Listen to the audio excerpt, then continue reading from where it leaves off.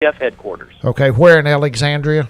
In Alexandria, it'll be at the Convention Hall downtown. Okay. And Dry Prong, it'll be at the Sonic Drive-In? The Burger Barn. Man, free tater tots for all in attendance. No, it's at the Dry Prong Community Center. Okay. Fantastic. Larry, you just can't imagine how much I appreciate the fact that, you bear it all for us and are totally transparent. And God love you again. The decisions that you have to make based on the information that you've got. I don't envy you, but we're hoping that as a whole, that we'll have some really great news to look forward to with waterfowling over the next several years. Well, if I could say one last thing, Steve, over the last 2 years, everyone in this state has seen that my proposed dates did not stand. The commission took action both last year and this current year to change season dates in at least one of the zones. This year, the commission changed my proposed season dates in the coastal zone and the west zone. So what I say, what I recommend, is not law. It has to go through that seven-member board called the commission. So bring your opinions to these public meetings, but don't hesitate to contact the members of the commission directly. They have exhibited their willingness to go against what I recommend, especially in the last couple of years. Thank you, sir. We are hooking up and tracking down 1130, the Tiger. Thank you, Larry. Down home, where they know you by name and treat you like...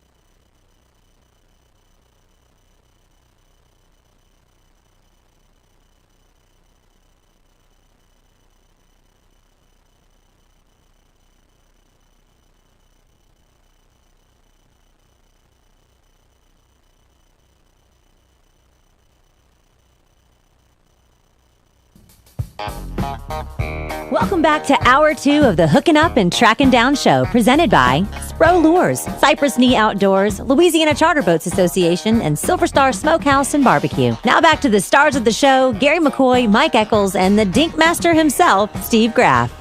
Hey, and we got a special guest in the studio with us today. He is Kelly Haydell from Haydell's Game Calls. We're going to talk to him here in the next 15 minutes or so about all the great stuff that he found at the SHOT Show when he was there last week reporting from Las Vegas. Well, that was Vegas, wasn't it? Yes. You didn't gamble, did you? Actually, I did not. Way to go. I gambled on a couple of restaurants that we probably shouldn't have gone to. But other than that, You always know when you run across those losers. Yeah. You know, oh. Ain't many of them out there in Vegas, though. Big Those loser. are pretty I good. shouldn't have gambled at that spot. You know, He's the guy on the bridge. Speaking of losers, we don't have a loser on the phone. I can No, tell you that, 'cause I no. donate a lot of money to this guy. I donate a lot of money to people. You ever notice that? Yeah.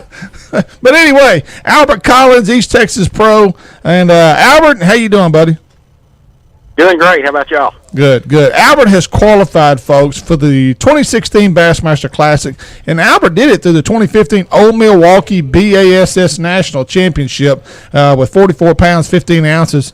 And what was it, Albert, the year before? I think you missed it by just 1.5 pounds on the Ouachita River, so kind of a little redemption there. Yeah, it was pretty close, and I was pretty sick after losing it, that last year. But it all worked out this year for me. How hard is it? Tell people that just don't realize how hard is it to make it to the Classic, especially the route you're taking to get there. You're not fishing the Elite Series. You fish some of the Opens, I'm sure, but that's a tough way to get there, isn't it? I don't think there's any easy way to get to the Classic. Well, that's true. And, if it was, everybody would be there. But it's really tough. The process you got to go through with the Bass Nation to get to the Classic. You start out at a Bass Club level and work your way up through the regional tournaments and then the divisional tournaments and the national tournaments. It's a process of win to get there. Albert, this is Gary McCoy. Thank you so much for being here.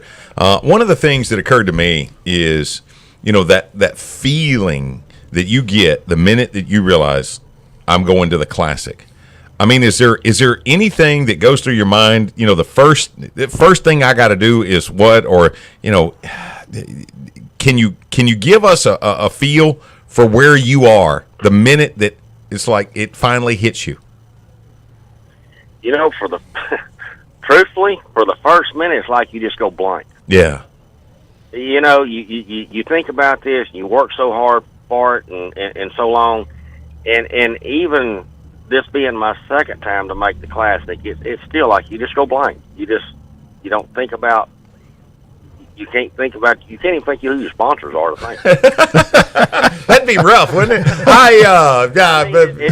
It really is, and then it all comes together, and you realize, hey, I'm doing this again, and it's going to be the best thing in the world. It was as far as a fishing career goes, the next best thing would be to win the Classic. Right. So, are you going to be the man to beat this year at the Classic? I plan on it. Amen. That's the attitude. Albert's a very confident angler. I've fished with him all over the country, against him all over the country, and he is always he's near the top. Well, I think that you got to do that when you walk into that arena. You got to be the guy to beat if you're going to win it. Right. Yeah, you're right. You got to think like that. Hey, Albert, Mike Eccles here. Thank you. But I want to ask you, and I want Albert Collins' opinion. I don't want Albert Collins to say what he thinks BASS wants him to say. Your opinion on them moving the Classic from February to March? I like it. I just still think March. It could have been a little later. First week of March could still be. We could still have 10-degree weather up there. No doubt. And a lot of snow. Yeah. That's. It could be 60 or 70 degrees. The fishing could be great. It could be. Last year at Hartwell, the Classic was the record coldest Classic ever. We could potentially even be colder than that this year, even the first week of March. Because we're still waiting on our winter. A lot of people said, well, it's not here yet. We are. And it kind of makes you wonder what's going to happen. Okay, since it was not a drastic difference, what was the reason behind that 1 week delay? Why did they do it? I have no idea. Okay, now let's just. I really feel like they was thinking that the weather would be better first week of March than it would be, the last week of February or the next to the last week of February. And it will be in Panama City, but Well, let's go back a long time. Would you have rather the old format where the Classic was in August, or would you rather it like it is now? I would rather it be in August. Yeah. I think there's a lot of the touring pros that have that same sentiment, because really at that point you're just dealing with heat. You're not dealing with the possibility of closures of ramps or having days that, your competition's postponed or canceled for the day. Well, the thought process is based off NASCAR. Sure. NASCAR opens up with the Daytona 500, their biggest event of the year, and that was kind of the thought process for the Bassmaster Tour, was thinking, let's put our Classic at the beginning of the season and start it off with a big bang and then follow out the rest of the year. But again, the whole thing off. Yeah, do what, Albert? I said to get everything kicked off for the year with the Classic. Yeah, and of course, a lot of people, FLW still has theirs in the heat of the summer, and they do that because of attendance purposes. They think people are on vacation; they'll come to vacation at the Cup and watch, and they still think it's the best time for them. Now they're even talking about moving theirs into the fall, like October, November. Wow! So a little cooler weather. So Albert, have you had a chance to go up there and spend a little practice time? Yeah, I went up before off limits. We went off limits January 1st. Mm-hmm. But and I was up in mid-December, and when I got up there, the lake was like 4 foot high, and they was pulling it down, and after I was there for like 4 days, the water was down to within a foot high, and then it started raining and it started coming up. I think it set record highs up there. I don't know. It got up 14 or 15 foot high. Wow. Wow. Yeah, it's still high right now, I'm pretty sure. And last time I talked to anybody that lived in the area just to kind of see what the water level was doing, it was like, it's still really high, but they're pulling it hard. Just imagine Toledo Bend. Imagine Toledo Bend at 187. Yeah. Oh, yeah. Exactly. Well, Albert, there's on our Facebook page. Aaron Martins gives a breakdown of this coming up Classic on Grand Lake, and he pointed something out that I never thought about. We hadn't had a winter yet. He said in California, where he's from, Castaic, he said the fact that when you don't have very cold winters, you don't have a shad die off. He said right now, during his practice time, he said, I've never seen that lake so full of bait fish. He said, now, if we don't have a die-off or the fish, are a little more hungry come Classic time, it could be a very tough Classic because they're full. They've gorged themselves on the shad population. He said it really could be a tough tournament. Yeah, I agree 100%. I'm thinking my thoughts are on that whole deal. Yeah, when I was up there, it was just the shad was so thick in places. Your depth finder, your structure scanner, or nothing would even hit the bottom. Wow! It was just that thick in shad. And there was places I went over in 40 foot of water where the shad would come from, I don't know how far down, but it would blank the screen completely out of the foot. And my thoughts on the whole deal is the time of the year it is, depending on the weather conditions, the water conditions, what they're doing. It could be an extremely tough tournament, or it could be a slugfest. I mean, if all these fish are wanting to move up, and you've got 4 foot of water on the trees where it's flipping, and everybody's on the bank, and these spawning pockets, and the fish are in there tight trying to spawn. Yeah, man, it could be. It could take for a 3-day tournament, it could take 75, 80 pounds to win the thing. Right. What I seen before when I was there. Right. Any insight as to what you're looking at as far as possibilities, in the tournament? Do you think is there a depth that you're going to be focused on, or are you just going to really reevaluate the lake when you show up? Exactly. That's my whole deal, and I've got a couple of buddies that qualified through the Bass Nation I've been talking with, and they'll call me and they're like, "Oh man, the lake's doing this, doing." I said, "Dude, there ain't no sense in even worry about what that lake's doing right now." Yeah, yeah. when you get there, you evaluate what the lake's doing, and you fish those conditions. You can't pre-fish it right now, so there's no there's no sense in even worrying about it. Amen. Brother, you just can't imagine how much we're rooting for you to to have a Nacogdoches angler right here in the hunt. That's an awesome feeling for the rest of us. Well, I just hope I can go up there and figure this thing out and just blow the doors off of it. That would be a dream come true. Okay, right now, Albert, it starts in the morning. How is Albert Collins going to be fishing? What would you think? Right now, where I know the lake levels, I'd probably be flipping something in the trees right now. Okay. Is that a strong suit for you? Yeah, well, I mean, I'm not weak at it. Well, you can't be weak at anything, but you start wondering sometimes. A lake will just set itself up for your kind of fishing. It could, yeah. I mean, yeah, I'm pretty strong flipping. I'm comfortable flipping, and I think between the combination of flipping and throwing a spinnerbait and a chatterbait, which the conditions, I would like to see.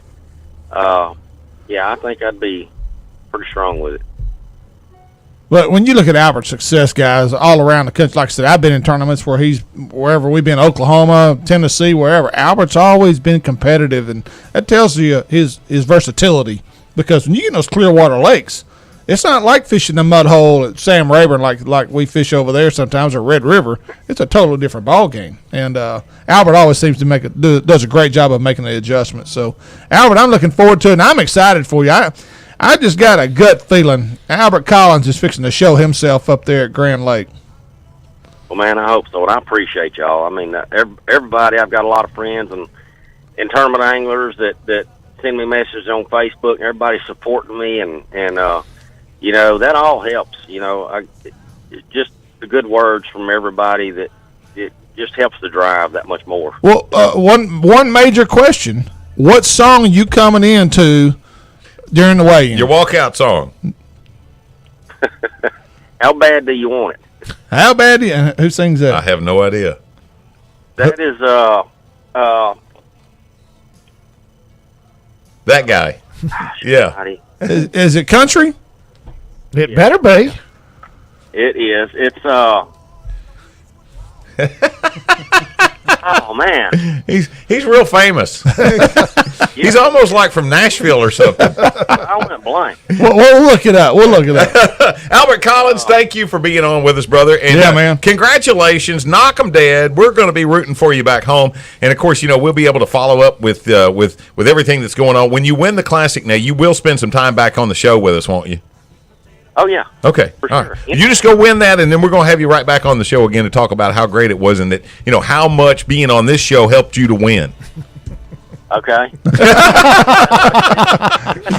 Thank you, brother. We are hooking up and tracking down 11:30, the Tiger.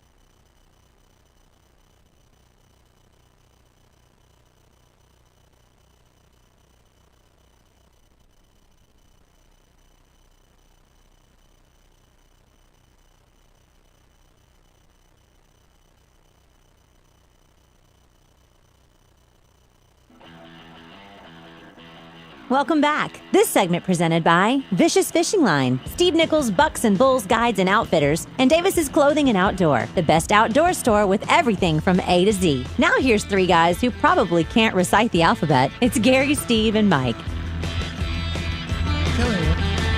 Hooking up and tracking down 11:30 the Tiger. It's Gary McCoy and the Ranger Iowa pro staffer Steve Graff. Mike me. Eccles, the old mud hen, is here, and Mr. Duck Call himself from Haydale's Game Calls, Kelly Haydale. Speaking of which, I want to hear that call.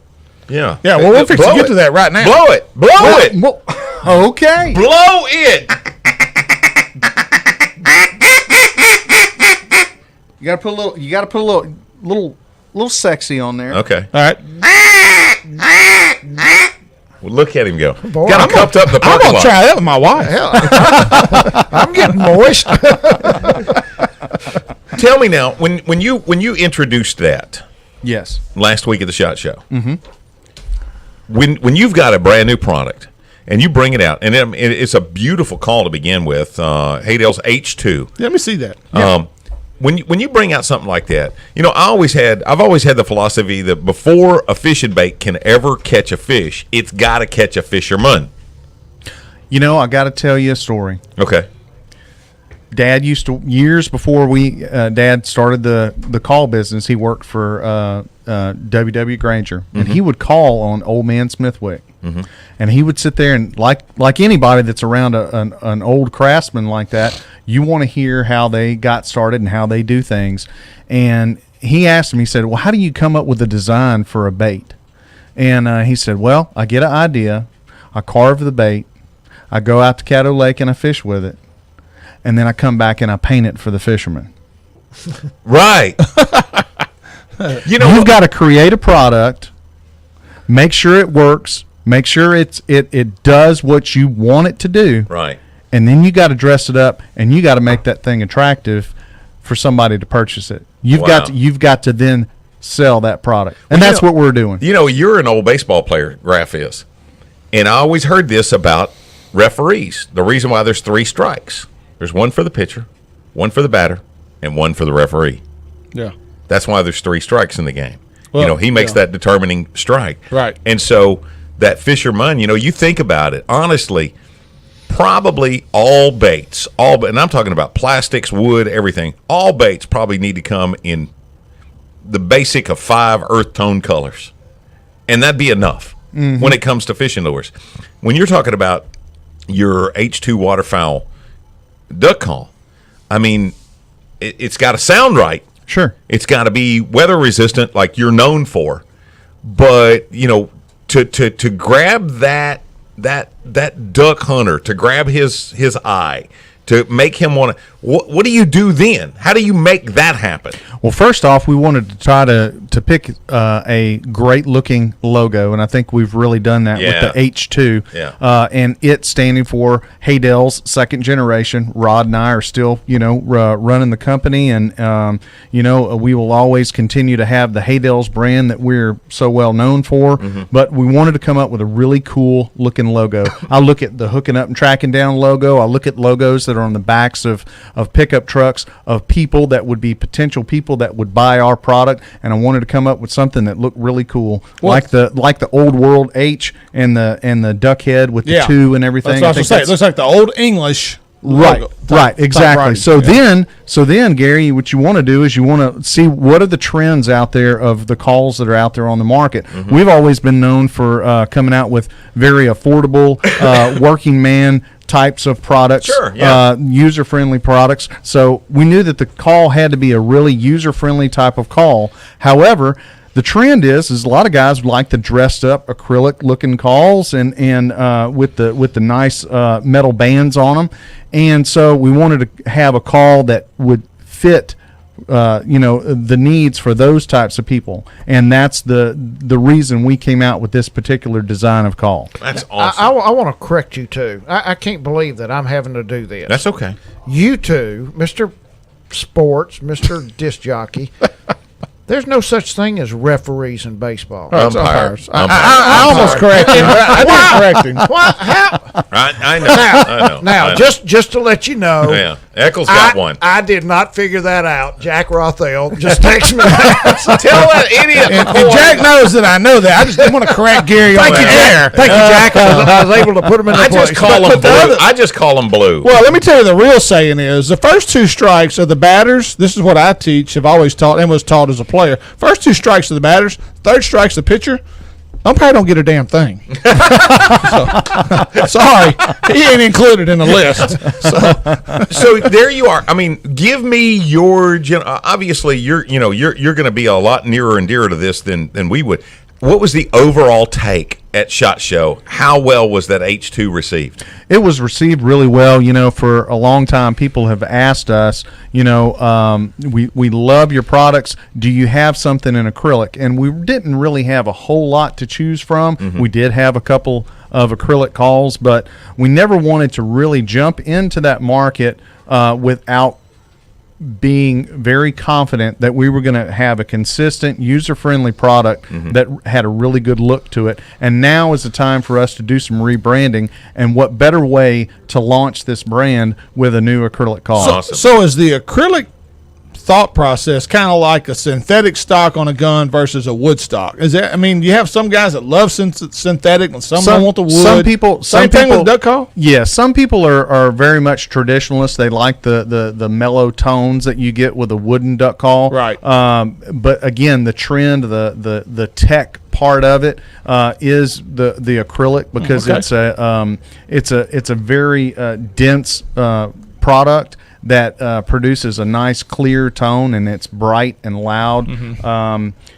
So you can really reach out there and get those birds at a distance with a call like this, but yet you can also tone it down as well. And again, you got some bling hanging around your neck. Guys want to definitely show what they got. Now, does this make a bad duck caller a better duck caller, or still a bad duck caller because he can't blow it? Oh, he's still a bad duck caller. He's still a bad duck caller. I was going to order a dozen if nothing else. So the only way to make a bad duck caller a good duck caller is take his call away from him. Oh, exactly. Yeah. Take his readout. But what you got in the acrylic is basically, it's a little more difficult call to blow. Oh, is it? It takes a more seasoned duck caller to blow it, and it costs a little bit more. Yeah. So back to the Haydale wood calls and stuff. I mean, what y'all have done is, what percentage of the hunters out there are going to buy the acrylic now? I mean, you have to keep those wooden calls and those other and the calls classics, in there, because your people that are just getting into it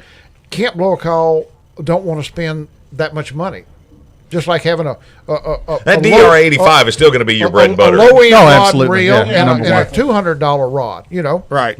That's the difference. I look at it as a good analogy is whether you're playing golf or you're a fly fisherman. Some guys are going to want something off the shelf. Yeah. Some guys are wanting something that's a little bit more customized. Yeah. They kind of take it to the next level. Some guys want something that's a little more forgiving. Exactly. Right. Exactly. Colin would be that way. Right. Exactly right. I remember back in the day when your brother Rod and I used to hunt a lot together. You remember Jimmy Weaver? Yeah. Oh, yeah. Jimmy used to take the guts from your dad, and he would turn those wood calls out of that beautiful wood. Absolutely that he had. right. They were beautiful, beautiful calls. But like even Jimmy said, this call isn't going to sound like it should sound.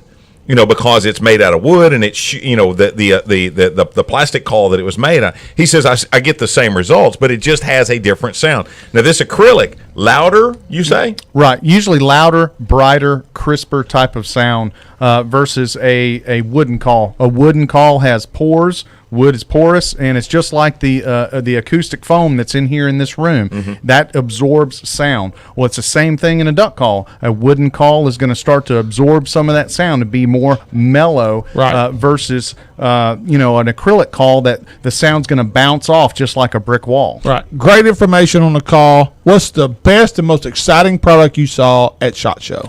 Besides the H2. Besides the H2 and some of the stuff we're coming out with, obviously, there were in in the lines of waterfowl, it was a little bit limiting because everything, a lot of the stuff at the SHOT Show, which is SHOT Show stands for the Sport Hunting and Outdoor Trade Show. So there's a lot of stuff there. Anything that has to do with guns is there. So there's a lot of technical, law enforcement, tactical types of things. But there are some great innovative products coming out. Tangle-Free Decoys has a great flocked head, life-size mallard that they're doing. And they also have a... if you would imagine a folding, the sunshades, the cardboard sunshades, that accordion, the old accordion ones. Truck.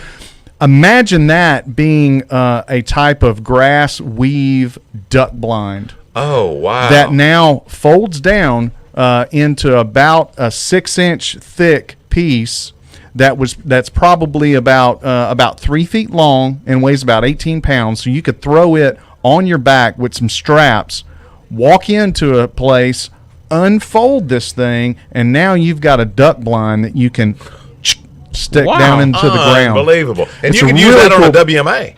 Yes, exactly right. Wow. Exactly right. Tangle-Free, that was a really, really cool product I saw at SHOT. Okay, before we get out of here today, we're going to get a couple of more of those things that you spotted while you were there. That's Kelly Haydell from Haydell's Game Calls, hooking up and tracking down 1130, the Tiger. Had the Pac-Man pattern memorized, and I've seen the stuff they put inside. Stretch Armstrong.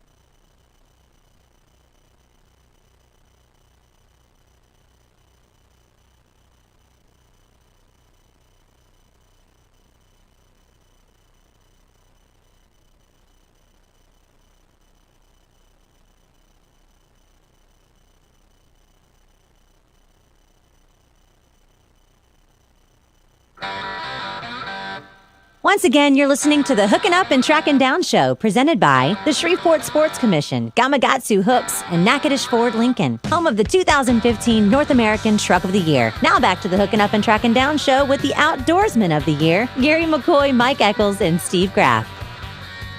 And hopefully here in just a sec, we'll hang out with Jim LaCour from the LSU Ag Center. First, though, a quick word from Gamakatsu. With so many hook brands on the market today, there's only one that has withstood the test of time. Gamakatsu. Top name pros who make a living fishing know that without great hooks, they lose money out of their pocketbooks.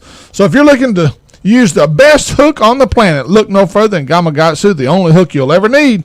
Go to Bayou Outdoors, Cypress Knee Outdoors, or Toledo Town and Tackle to see the entire lineup of Gamakatsu hooks, or go to Gamakatsu.com. You know what? In any time that you're looking for, any of the stuff that we're talking about, from Haydell's game calls to Gamakatsu, all of that stuff, we've got links to it and some product testimonials, all kinds of cool stuff, ins and outs on that, right there on the website, HUTD, hookuptrackdown.net. Make sure you check that out. Yes. And hopefully on the phone with us now, Jim LeCoeur. Okay. Before we get to Jim, let me little CCA information. Okay. February 26th and 27th at the Louisiana State Convention, which will be held at the Hilton Capitol Center in Baton Rouge. If you're looking to attend a great event, that would be the one to go to. And the registration is $100 per person, $150 per couple. Friday is registration on the 26th. Leadership luncheon, 11:30 that morning. Committee meetings, leadership seminars, all off and on all afternoon. Hall of Fame induction and awards ceremony at 6 o'clock that evening. And then on Saturday, they're having a chapter cook-off tailgate party at 5:30 to 9. And earlier in the day, of course, there'll be a board meeting, off-site activities. A lot of stuff going on with this. And so CCA, Louisiana, CCA Convention, State Convention, check it out. Go to CCA.com for more information, or if you want to become a member, go to CCALouisiana.com to become a member of CCA. Cool. On the phone, Jim LeCoeur with the LSU Ag Center. No? I don't think he's on the air. He's tried to call and we hadn't got an answer. He's on. Jim, we got you? Yep. All right. Good. See there, Mike. Eccles was wrong again. Hey, Jim, buddy, how you doing? Oh, doing fine. I'm actually with the Louisiana Department of Wildlife and Fisheries. Yes.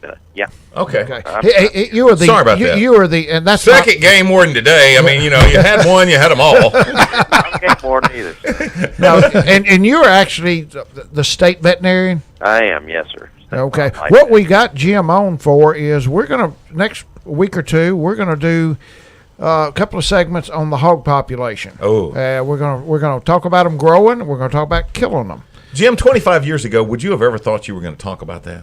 No, absolutely not. Isn't it insane what has become? I mean, in the entire country.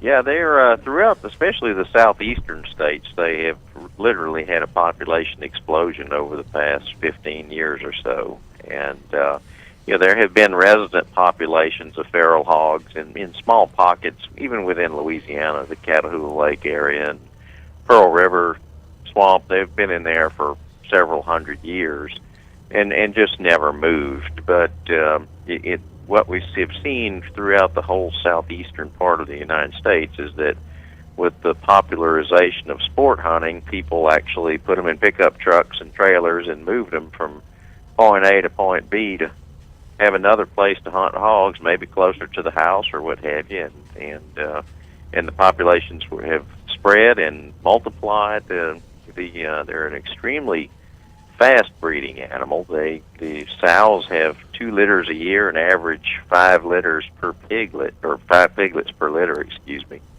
So you can see that they can reproduce just about exponentially. But Jim, Steve Graff here. Just one question I've got: why now? Why all of a sudden do we have so many?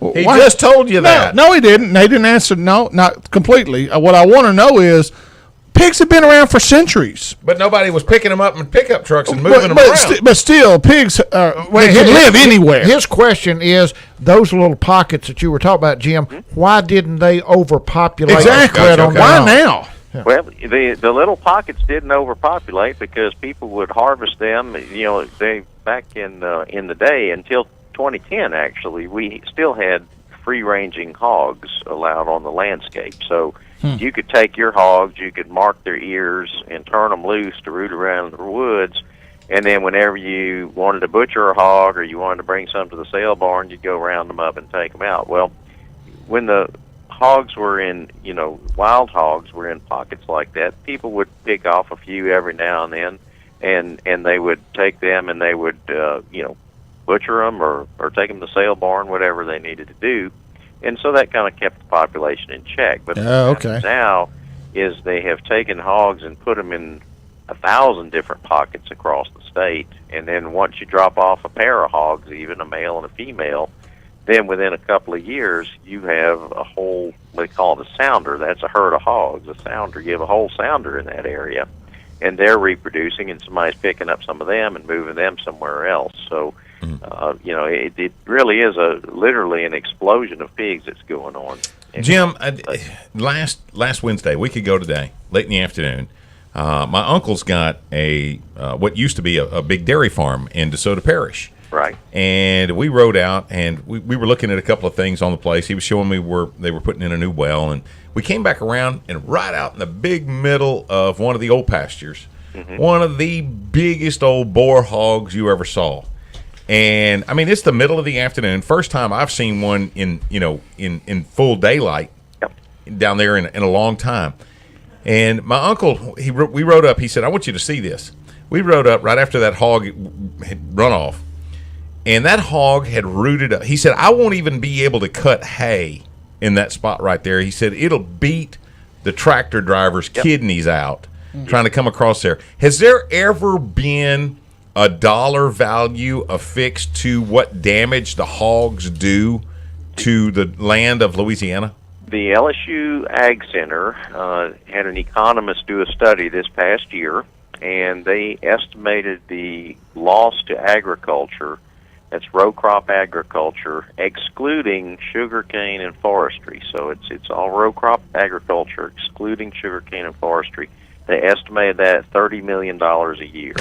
Damage to Louisiana farmers. Okay. Wow. Now, what we've got going on this is next week we're going to have is it Glenn Gentry? Glenn Gentry. Glenn Gentry. He's with the Ag Center, and he's the one that's working on the nitrate pellet to help curtail the hog population. He's going to be on next week, and he gave me the name of somebody, Jim, that is in charge of this study, and I thought we would try to get him on in 2 weeks. The whole economic impact of the hog population in the state of Louisiana. That'll be excellent. They can shed even deeper insight into the economic aspects of it from a wildlife side, which is what we deal with.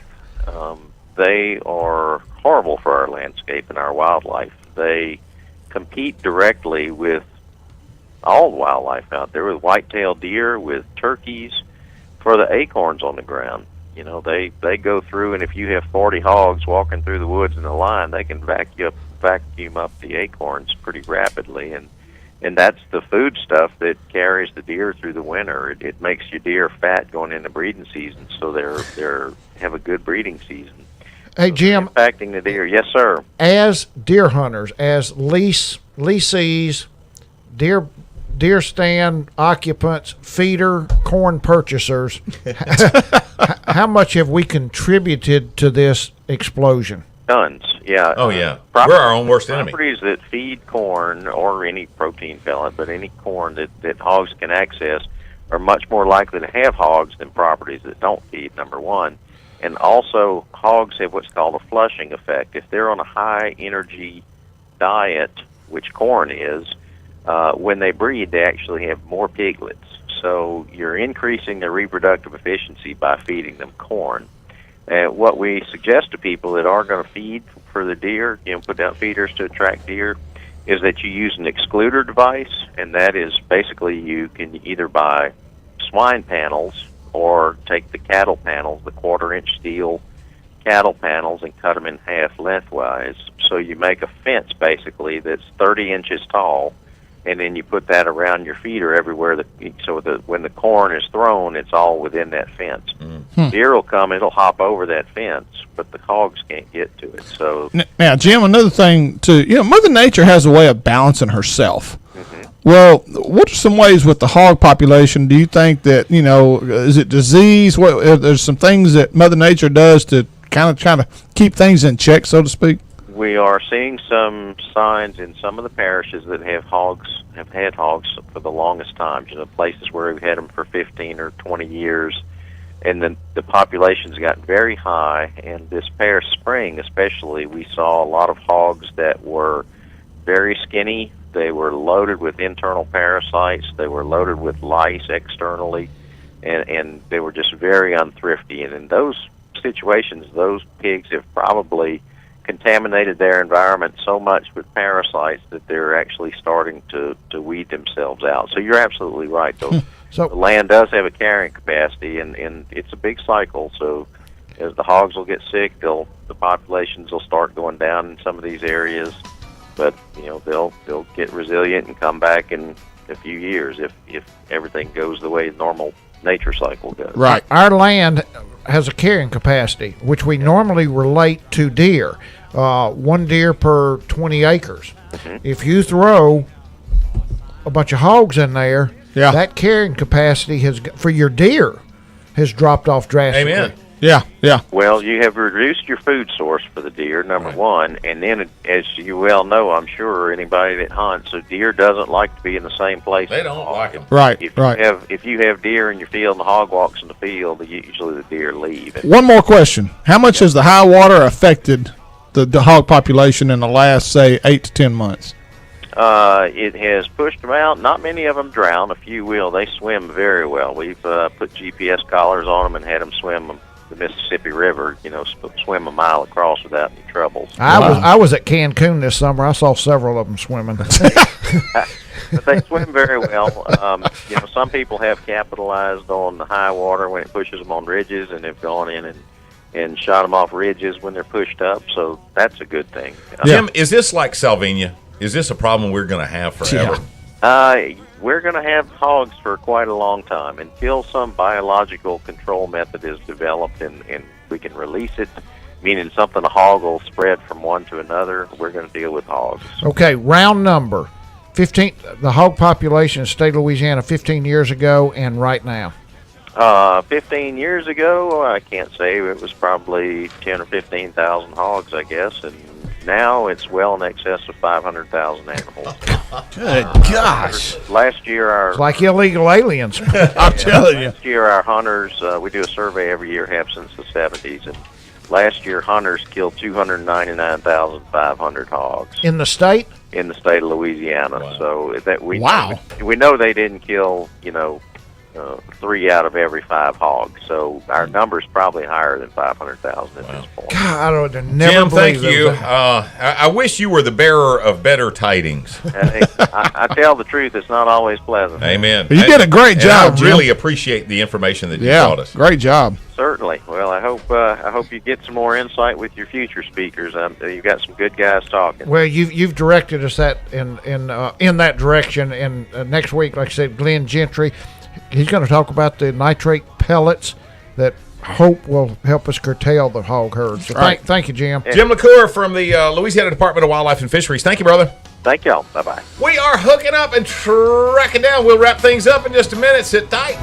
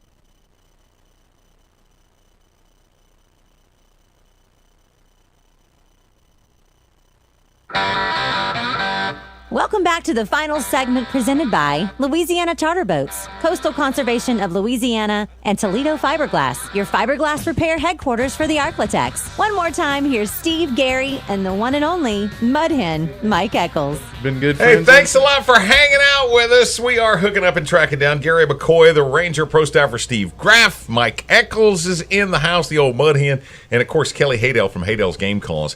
And we've got Steve Nichols, Bucks and Bulls, best times to fish. You know what? If you haven't called Steve Nichols, Bucks and Bulls, to set up your trip to Colorado, I'm telling you right now, you're going to miss out on the hunt of a lifetime if you don't jump on that, because he's only got a limited number of those hunts in that brand new area, and you can take a cow elk out there.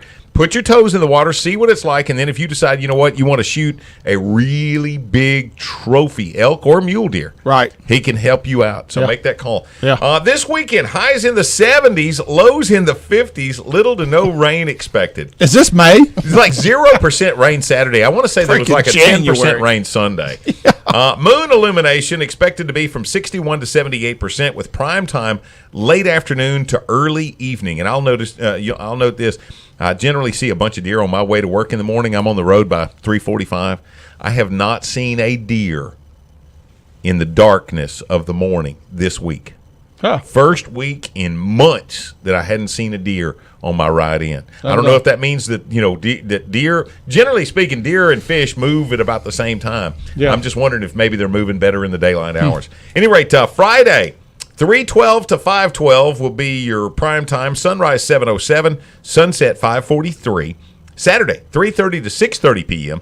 Sunrise at 7:06, sunset 5:44, and then Sunday, 4:15 to 7:15. Sunrise again 7:06, sunset at 5:45. Does Moonface at all play with waterfowling? Absolutely. Really? Absolutely. Yeah.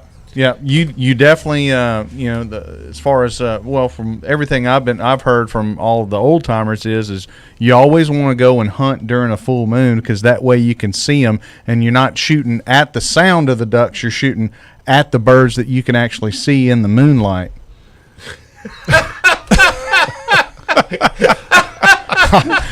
Oh Lord! That's the best way to shoot them is at night. You hold the light. I'm shooting this time.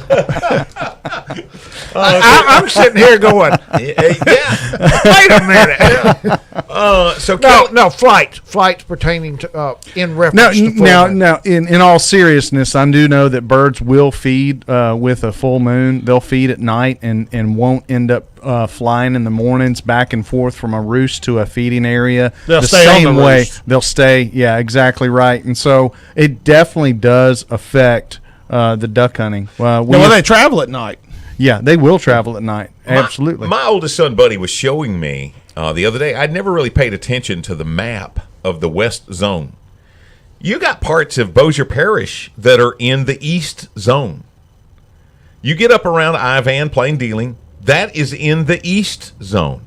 And, it makes some really weird – it's not straight. It makes some really weird cuts up in there.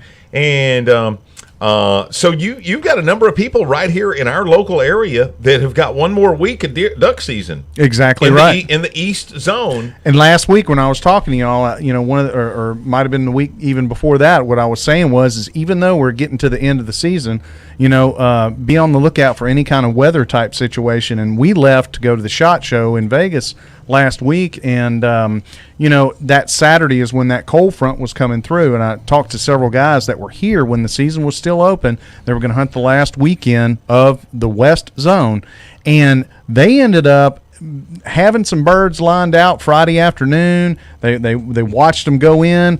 They were going to be there the next morning. They expected some great hunts. That weather system actually pushed those birds out. I called my guys down in Lake Charles, and they hammered them on Sunday. So that weather did end up pushing some birds. That cold front did. Buddy told me that south on the river, he said it sounded like a young war Saturday morning. He said, I have never heard so many shotguns going off. But these are not. We did not get a migration out of this. No. Now, when I say that, when I say that, not a. What is considered a those true. Ducks didn't come from Canada. They didn't come from Minnesota. Yeah. Those are Kansas. Ducks that are in our area. and because of the massive amount of water, They went south. somebody shoots, something happens, the wind blows. They use the wind just like we use Gotcha. the airplane. It's an easy way to transport. I mean, I'm going to fly. Well, I'm gonna fly with here's the wind. thing. Here's the thing. When those birds pick up and jump up, and the wind's blowing them, they're not going to turn around and go into a 30-mile-an-hour Right, wind. They're going to go with it. Yeah. And they're going to go find somewhere where it's easy, because the more that they're flying into the wind, they're burning calories and burning up energy. They want to go where it's easy. I mean, if I'm riding a bike, I'm going to coast downhill. Hey, I noticed, Graf, you just found the Bob Seeley 2016 Big Bass Splash schedule. Yeah, I pulled it out, and Lake Gunnersville, of course, that's where they open up year after year now, April 1st through the 3rd. Sam Rayburn Reservoir will be April 22nd through the 24th.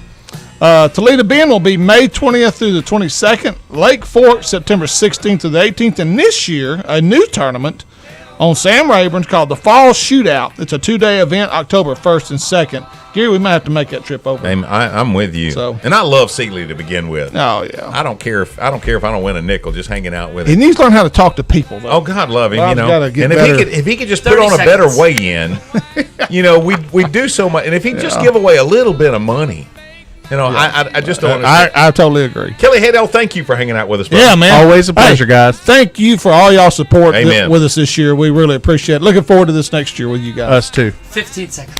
All right, we're going to wrap things up, hooking up and tracking down 11:30 the Tiger. The outdoors industry over the years has been shaped by people and families who have been dedicated, creative, and committed to producing the best products possible.